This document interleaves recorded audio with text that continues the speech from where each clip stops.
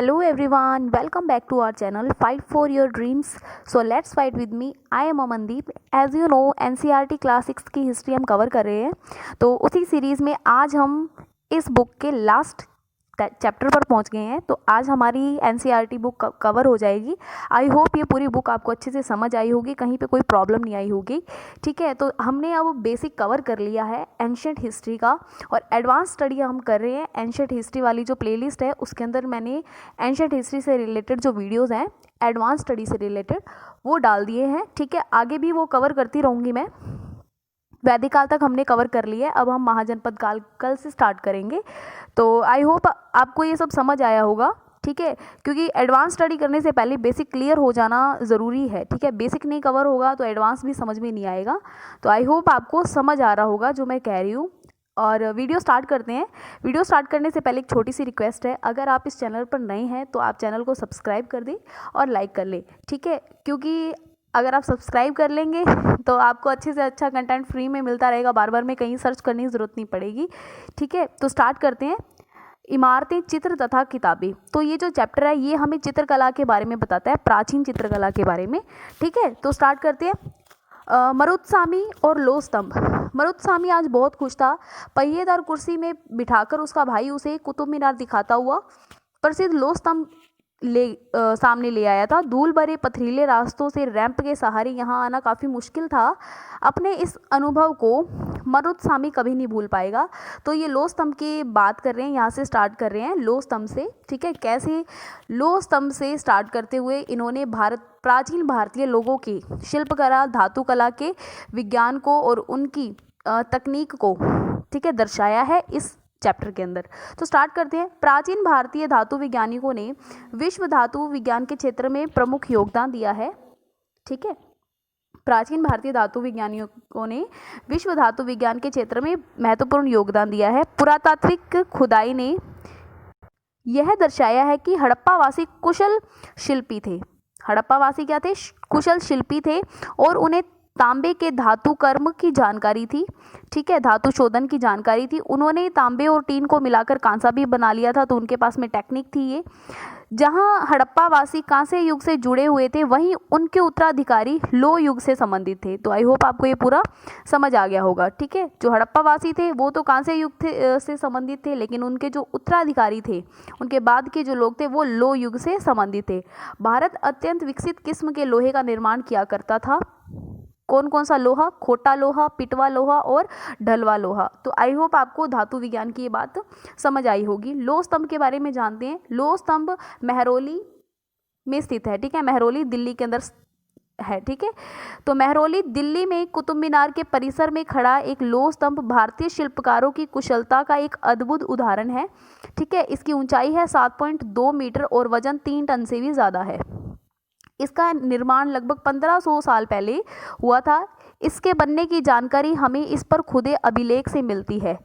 ठीक है, इसमें चंद्र नाम के एक शासक का जिक्र है। तो चंद्रगुप्त है ना, हमने अभी पढ़ा था पिछले चैप्टर के अंदर ही, जो संवतः गुप्त वंश के थे। ठीक है, आश्चर्य की बात है कि इतने वर्षों बाद भी इसमें जंग नहीं लगा है, तो इसीलिए ये फेमस है लोह स्तंभ। आई होप आपको ये पूरा समझ आ गया होगा। ये जो लोह स्तंभ है ये क्या दिखाता है, ये क्या दर्शाता है? ये दर्शाता है कि जो प्राचीन जो लोग थे, जो शिल्पकार थे, उनके अंदर कितनी कुशलता थी कि ये 1500 साल हो चुके हैं इस लोह स्तंभ को, और इसके अंदर आज भी जंग नहीं लगी है। तो ये बताने की कोशिश कर रहे हैं। ईंटों और पत्थरों की इमारतें। हमारे शिल्पकारों की कुशलता के नमूने स्तूपों जैसी कुछ इमारतों में देखने को मिलते हैं। जो शिल्पकारों के बारे में बात हमने यहाँ पे स्टार्ट कर दी है लोह स्तंभ से। तो शिल्पकारों के नमूने, जो कुशलता के नमूने हैं, वो इमारतों में भी देखने को मिलते हैं। तो कुछ इमारतें जो है वो स्तूप है। ठीक है, स्तूप का मतलब क्या होता है? टीला। इस तरीके से डिज़ाइन किया होता है। ठीक है, इसके ऊपर ऐसे। क्लियर है? ये आपने देखा होगा स्तूप का शाब्दिक अर्थ क्या होता है? टीला। हालांकि स्तूप विभिन्न आकार के होते हैं, कभी गोल, लंबे, कभी बड़े या फिर छोटे भी होते हैं। उन सब में एक समानता होती है कि ये ऐसे होते हैं, गोल होते हैं। क्लियर है? प्राय सभी स्तूपों के भीतर एक छोटा सा डब्बा रखा होता है। ठीक है, इन डिब्बों में बुद्ध या उनके अनुयायियों के शरीर के अवशेष क्या क्या हो सकते हैं? जैसे दांत, हड्डी या फिर राख, ठीक है, या फिर उनसे प्रयुक्त कोई भी चीज़ या फिर कोई वस्तु, कीमती पत्थर या फिर सिक्के रखे गए होते हैं। ठीक है, ये जो हमारे स्तूप होते हैं, स्तूप के अंदर एक कॉमन बात ये होती है कि इनके अंदर क्या रखा होता है, एक डब्बा रखा होता है और इस डब्बे के अंदर किसी महान व्यक्ति या फिर बुद्ध के अनुयायियों से संबंधित कुछ चीज़ें रखी गई होती है। समझ आ गया आपको? ठीक है, और इनको क्या कहते हैं, इनको कहते हैं धातु मंजूषा। ठीक है, क्या बोलते हैं, धातु मंजूषा। प्रारंभिक स्तूप धातु मंजूषा के ऊपर रखा मिट्टी का टीला होता था। धातु मंजूषा के ऊपर वो जो डब्बे के अंदर पूरा सामान रख के डब्बा रखा होता है उसे बोलते हैं। स्टार्टिंग के अंदर क्या होता था कि जो स्तूप होते थे वो धातु मंजूषा के ऊपर मिट्टी का टीला रख दिया जाता था। धातु मंजूषा रख दिया, ये डब्बा रख दिया, इसके ऊपर मिट्टी का टीला बना दिया। ठीक है, फिर बाद में टीले को ढक देते थे, किससे, ईंटों से ढक दिया जाता था। ये बड़ा डिब्बा, इसके ऊपर इन्होंने टीला बना दिया और इस टीले को किससे ढक दिया, ईंटों से ढक दिया। ठीक है, जिससे ये क्या हो जाएगा, स्ट्रोंग हो जाएगा। बाद के काल में क्या हुआ, गुंबद नुमा ढांचे से तराशे हुए पत्थरों से इसको ढक दिया। पहले तो ईंटों से इसको पक्का कर दिया, बाद में गुंबद नुमा ढांचे को तराशे हुए पत्थरों से ढक दिया, तो ये गुंबद ही बन गया ना एक। तो यहाँ पे एक डब्बा पड़ा था और इसके ऊपर इन्होंने टीला बना दिया। अब इसके ऊपर इन्होंने ईंटों से इसको ढक दिया और ये क्या बन गया, एक तरीके से गुंबद बन गया। ठीक है ना, ये ईंटें थोड़ी मुझसे ठीक नहीं बन रही है, तो ये गुंबद बन गया मान लो। ठीक है, गुंबद बन गया, तो इसके बाद में इसको पत्थरों से तराश कर ढक दिया जाता था। ठीक है, पत्थरों को तराश कर ढक दिया जाता था। प्राय स्तूपों की चारों ओर परिक्रमा करने के लिए एक वृत्ताकार पथ होता था। तो स्तूप है, ठीक है, ये स्तूप है, ये आपको दिख रहा है ये पिक्चर के अंदर। ठीक है, ये जो स्तूप है, इस स्तूप के चारों तरफ एक फेरी लगाने के लिए, इसके चारों तरफ एक परिक्रमा करने के लिए एक वृत्ताकार पथ बना होता था, रास्ता बना होता था, जिसको क्या बोलते हैं, प्रदक्षिणा पथ कहा जाता था। समझ आ गया आपको? ओके, क्लियर है ना? तो क्या बोलते हैं उसको, प्रदक्षिणा पथ कहते हैं। इस रास्ते को फिर रेलिंग से घेर देते हैं। ठीक है, रास्ता बना हुआ है। ठीक है, ये हमारा स्तूप है। अब इसके चारों तरफ मान लो ये इन्होंने पूरा रास्ता बना दिया है, किसके लिए, परिक्रमा करने के लिए। अब इस रास्ते को इन्होंने रेलिंग से ढक दिया, रेलिंग से घेर दिया। ठीक है, रेलिंग समझते हो ना आप कैसे होती है, जैसे मान लीजिए ये रास्ता है। ठीक है, ये रास्ता जा रहा है और इसको ये देखिए, ये छोटे छोटे मैंने खंबे लगा दिए, रेलिंग, इसको ढक, इसे घेर दिया है। ठीक है, अब इसके ऊपर, इस रेलिंग के ऊपर मैं डिज़ाइन कर दूंगी। ठीक है, ये देखिए ऐसे, इस प्रकार। आई होप आप समझ रहे होंगे। इसके अंदर, यहाँ पे पिक्चर के अंदर भी आप देख सकते हैं, ये जो पीछे वाला ये सिस्टम है ना, ये वाला, ये है रेलिंग। ठीक है, तो समझ आ गया आपको। इस रेलिंग को क्या कहते थे, इस रेलिंग को कहते थे वेदिका। ठीक है, वेदिका में प्रवेश द्वार बने होते थे। ठीक है, आपको समझ आ गया, क्लियर है ना, कि जिस रास्ते पर पूरा चक्कर लगाते थे, परिक्रमा करते थे, उसको बोलते थे प्रदक्षिणा पथ। और इस रास्ते को रेलिंग से घेर दिया जाता था, जिसे क्या कहते थे, वेदिका कहते थे। वेदिका में क्या बने होते थे, प्रवेश द्वार बने होते थे। क्या बने होते थे, प्रवेश द्वार बने होते थे। ठीक है, रेलिंग तथा तोरण जो होते थे वो मूर्ति कला की सुंदर कलाकृतियों से सजे होते थे। मैं इसको जूम करके दिखाती हूँ आपको। जैसे ये जो दिख रहा है ना आपको, ये तोरण है, ये देखो आप, इसके अंदर ये मूर्तियां बनी हुई है, इस तरीके से ये सजाए होते थे। ये देखिए हाथी बने हुए हैं यहाँ पर, ये होते थे तोरण। आई होप ये आपको समझ आ गया होगा। ठीक है, यहाँ कभी एक भव्य स्तूप हुआ करता था, कहाँ पर, अमरावती के अंदर। ठीक है, अमरावती की लोकेशन मैं सेंड कर दूंगी टेलीग्राम पर और लिंक आपको कमेंट बॉक्स के अंदर सेंड कर दूंगी। तो अमरावती की बात करें, अमरावती के अंदर एक भव्य स्तूप हुआ करता था जो लगभग 2000 साल पहले बनाया गया था। ठीक है, इस स्तूप को सजाने के लिए शिलाओं के ऊपर क्या बनाए गए थे, चित्रों को उकेरा गया था। ठीक है, उकेरा गया था यानी कि खोद कर बनाया गया था, शिलाओं, पत्थरों पर। समझ गए ना आप? अमरावती के अंदर एक स्तूप हुआ था, बड़ा सा हुआ करता था, टूट गया है वो। ठीक है, इस स्तूप को सजाने के लिए शिलाओं के ऊपर चित्र उकेरे गए थे। कई बार पहाड़ियों को काटकर बनावटी गुफाएं बनाई जाती थी। पहाड़ियों को काट दिया जाता था, पहाड़ियों से पत्थर नहीं उठा रहे हैं, ये पहाड़ियों को ही काट कर गुफाएं बना ली जाती थी। इस तरह की कई गुफाओं को मूर्तियों और चित्रों से सजाया जाता था। किससे, मूर्तियों और चित्रों से सजाया जाता था। ठीक है, मान लीजिए गुफा इन्होंने काट दी है। ठीक है, इस गुफा के ऊपर जो पत्थर है उसी पत्थर को तराश कर ये क्या बना देंगे, मूर्तियां बना देंगे। तो ये क्या दर्शा रहा है, ये उस वक्त प्राचीन काल के समय के अंदर जो शिल्पकार हुए थे उनकी जो कला थी, है ना, शिल्पकला, वास्तुकला जो थी उसके बारे में बता रहे हैं हमें। ठीक है, इस काल में कुछ आरंभिक हिंदू मंदिरों का निर्माण भी हुआ था। इन मंदिरों में विष्णु, शिव, दुर्गा जैसे देवी देवताओं की पूजा होती थी। मंदिरों का जो सबसे महत्वपूर्ण भाग होता था, यानी कि जहाँ पर देवी देवता की मूर्ति रखी जाती है ना, उनको बोलते थे गर्भगृह। क्या कहा जाता था उनको, गर्भगृह कहा जाता था। मंदिरों का सबसे महत्वपूर्ण भाग होता था गर्भगृह होता था, जहाँ मुख्य देवी देवता की मूर्ति रखी जाती थी। इस स्थान पर पुरोहित धार्मिक अनुष्ठान करते थे, यानी उनकी पूजा और आरती करते थे, है ना, भक्त पूजा करते थे। अक्सर गर्भगृह को एक पवित्र स्थान के रूप में दिखाने के लिए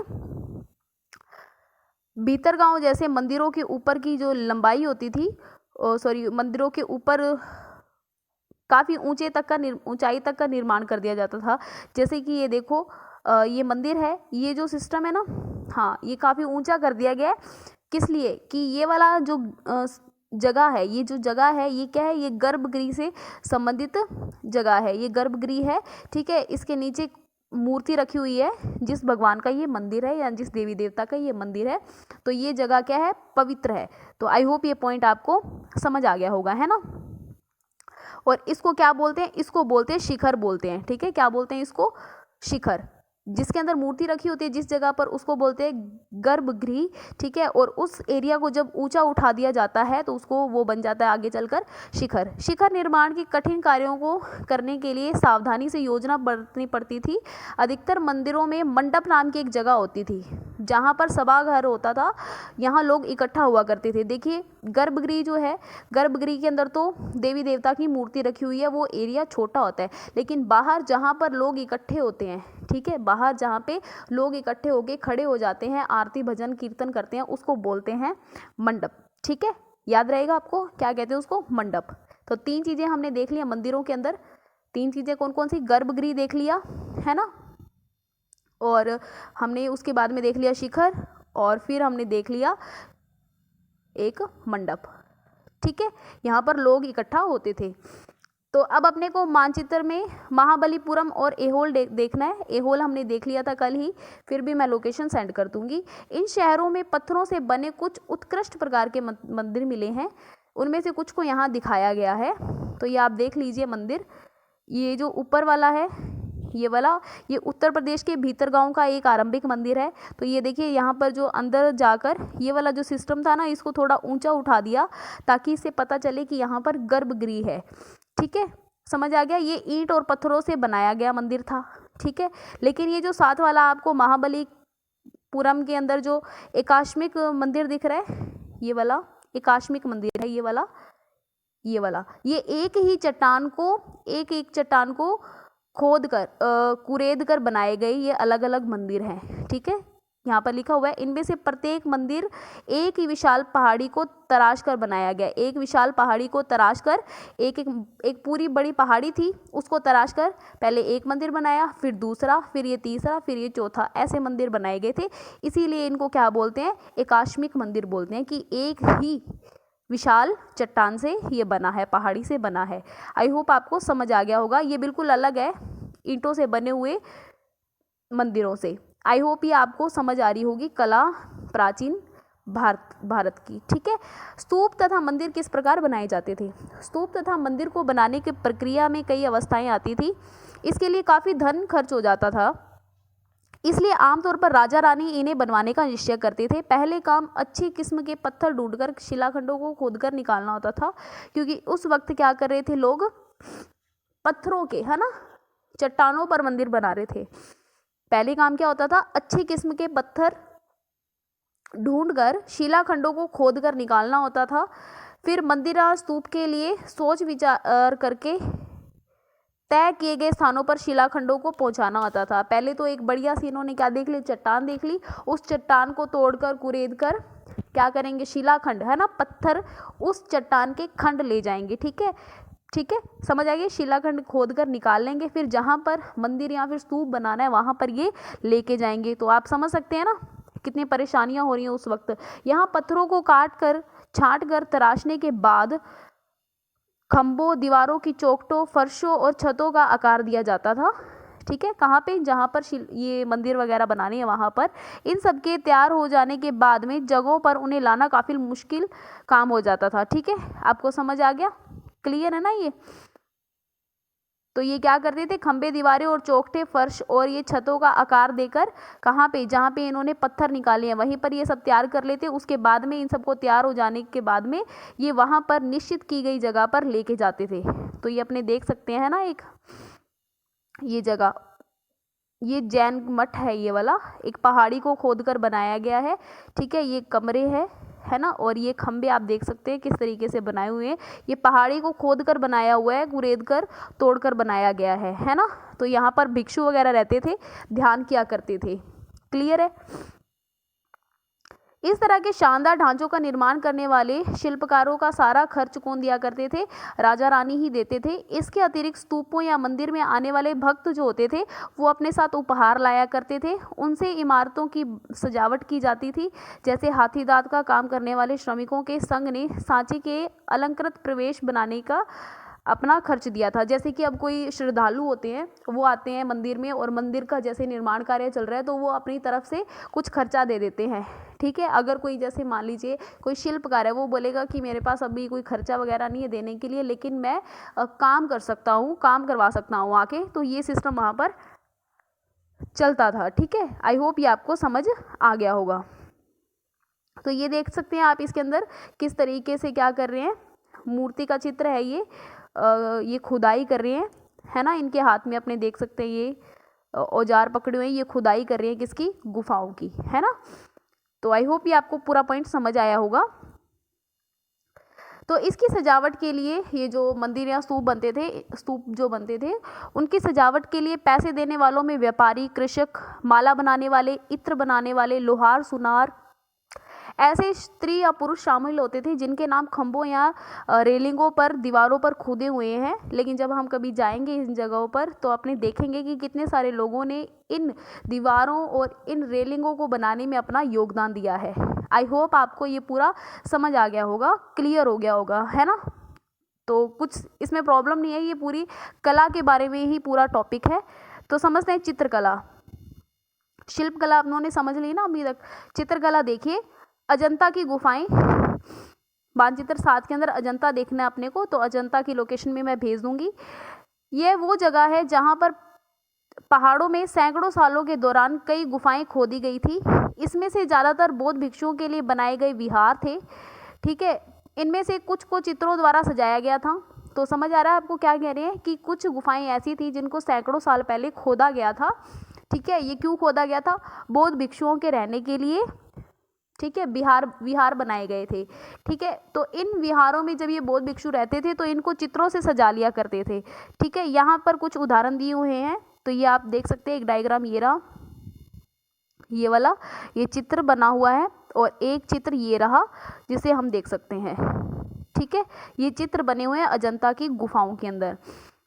ठीक है, गुफाओं के अंदर अंधेरा होने की वजह से अधिकांश जो चित्र होते थे मशालों की रोशनी में बनाए जाते थे। इन चित्रों के रंग 1500 साल के बाद में भी आज भी चमकदार है। तो ये विशेषता बता रहे हैं हमें प्राचीन भारत के चित्रकला की। ठीक है, ये रंग कहाँ से लिए गए थे? पौधे और खनिजों से बनाए गए थे। जैसे काले रंग के लिए इन्होंने कोयले का यूज़ कर लिया, हरे रंग के लिए इन्होंने पत्तों का यूज़ कर लिया, गुलाबी और लाल रंग के लिए इन्होंने फूलों का यूज़ कर लिया, है ना। इन महान कृतियों को बनाने वाले कलाकार अज्ञात हैं, हमें नहीं पता इनको किन लोगों ने बनाया है। पुस्तकों की दुनिया, इस युग में कई प्रसिद्ध महाकाव्यों की रचना की गई है। इन उत्कृष्ट रचनाओं में स्त्री पुरुषों की वीर गाथाएं और देवी देवताओं से जुड़ी कथाएं हैं। किसके अंदर? महाकाव्यों की रचना के अंदर क्या लिखा हुआ है? महाकाव्यों के अंदर स्त्री पुरुष की वीर गाथाएं और देवताओं से जुड़ी कथाएं लिखी हुई। करीब 1800 साल पहले एक प्रसिद्ध तमिल महाकाव्य है जिसका नाम था सप्लीदिकारम, और इसकी रचना की थी इलांगो नामक कवि ने। इलांगो नामक कवि ने सप्लीदिकारम नामक तमिल महाकाव्य की रचना की थी। इसके अंदर कहानी दी हुई है कोवलन नामक एक व्यापारी की कहानी है जो पुहार में रहा करता था। इसकी पत्नी कनगी की अपेक्षा करके वो एक नर्तकी माधवी से प्रेम करने लग गया था। बाद में वो और कनगी पुहार छोड़कर मदुरै चले गए। ठीक है, मदुरै की लोकेशन हमने देखी थी, आई होप आपको याद होगी, है ना। वहाँ पांडे राजा के दरबारी जोहरी ने कोवलन पर चोरी का झूठा इल्ज़ाम लगा दिया, आरोप लगा दिया, जिस पर राजा ने उसे प्राणदंड दे दिया। कनगी जो अभी भी उससे प्यार करती थी, प्रेम करती थी, इस अन्याय के कारण दुख और रोष के भर गई और मदुरै शहर का विनाश कर डाला। तो इस तरीके से वर्णन किया हुआ है। ओ मेरा दुख तो देखो, तुम मुझे सांत्वना तक दे नहीं सकते। क्या ये सही है कि विदुषी सोने से भी सुंदर तुम्हारा शरीर बिना धूल के यूं ही पड़ा है। ये कहाँ का न्याय है कि गोधूलि की इस स्वर्णिम आभा की फूलमाला से ढके सुंदर वक्षस्थल से तुम जमीन पर गिर पड़े हो। मैं अकेली असहाय और हताशा होकर खड़ी हूँ। क्या ईश्वर नहीं है? क्या इस देश में ईश्वर नहीं है? पर क्या उस स्थान पर ईश्वर रह सकते हैं जहाँ के राजा की तलवार निर्दोष नवागंतुक के प्राण ले सकती है? क्या ईश्वर नहीं है? नहीं है। तो ऐसा इन्होंने वर्णन किया हुआ है सप्तशतीकारम के अंदर। ठीक है, किसने किया है? ये किया है हमारे तमिल के जो कवि हुए हैं इलांगो। ठीक है, आई होप आपको पूरा समझ आया होगा। एक और तमिल महाकाव्य हुआ है मणिमेखलई। ठीक है, मणिमेखलई को करीब 1400 साल पहले सतनागर द्वारा लिखा गया था, सतनार द्वारा लिखा गया था। ठीक है, मणिमेखलई को करीब कब लिखा गया था? 1400 साल पहले लिखा गया था। ये तमिल का एक महाकाव्य है। तो दो महाकाव्य हमने पढ़े हैं, एक तो हमारा था सप्तशतीकारम और दूसरा है मणिमेखलई। ठीक है, तो इनमें कोवलन तथा माधवी की बेटी की कहानी है। कोवलन और माधवी की बेटी की कहानी है। वो कोवलन जो वही था जिसे मार दिया गया था। ये रचनाएं कई सदियों पहले खो गई थी। उनकी पांडुलिपियां दोबारा लगभग 100 साल पहले मिली हैं। अन्य लेखक हुए जैसे कालिदास जो संस्कृत में लिखते थे, हमने अभी पढ़ा ही था पीछे 10th चैप्टर के अंदर। तो आपने ये दो महाकाव्य देख लिए ना, याद रहेंगे तमिल के दो महाकाव्य, सप्तशतीकारम और दूसरा था मणिमेखलई। क्लियर है। और ये मेघदूत का एक श्लोक है जिसे कालिदास ने लिखा है। पुरानी कहानियों का संकलन तथा संरक्षण। हिंदू धर्म से जुड़ी कई कहानियां जो बहुत पहले से प्रचलित थी, इसी काल में लिखी गई थी। इसमें पुराण भी शामिल है। पुराण का शाब्दिक अर्थ होता है प्राचीन। पुराणों में विष्णु, शिव, दुर्गा, पार्वती जैसी देवी देवताओं से जुड़ी कहानियां हैं। इनमें से इन देवी देवताओं की पूजा की विधियां भी इन पुराणों के अंदर दी हुई है। इसके अलावा इसमें संसार की सृष्टि और राजाओं के बारे में कहानियां भी मिलती है पुराणों के अंदर। ठीक है, कहानियां जो पुरानी की कहानियां हैं उनका संकलन करके और उनका जो संरक्षण किया गया उनके बारे में बता रहे हैं हमें कि जो पुरानी कहानियां थी तो उनमें क्या शामिल है? पुराण शामिल है। और पुराणों के अंदर देवी देवताओं की तो कहानियां जुड़ी हुई है, लेकिन कुछ कुछ राजाओं की कहानियां भी हमें देखने को मिलती है।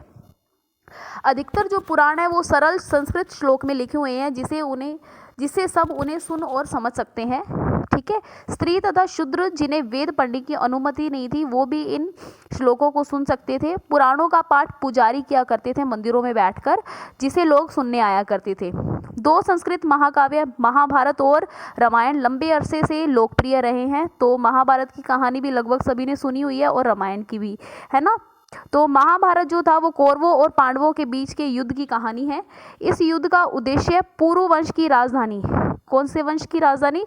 पुरु वंश की राजधानी हस्तिनापुर की गद्दी प्राप्त करना था। तो इसीलिए युद्ध हुआ था कौरवों और पांडवों के बीच में। ये कहानी तो बहुत ही पुरानी है, पर आज इसे हम जिस रूप में जानते हैं वो करीब 1500 साल पहले लिखी गई थी। ठीक है, आई होप ये पूरा समझ आया होगा आपको। माना जाता है कि पुराणों और महाभारत दोनों ही व्यास नामक ऋषि ने संकलित किया है। पुराणों और महाभारत दोनों को ही व्यास नामक ऋषि द्वारा लिखा गया है। महाभारत में ही मद् भगवत गीता है जिसे हमने पीछे पढ़ा था। ठीक है, मद् भगवत गीता का नाम पढ़ा था, गीता नहीं पढ़ी थी।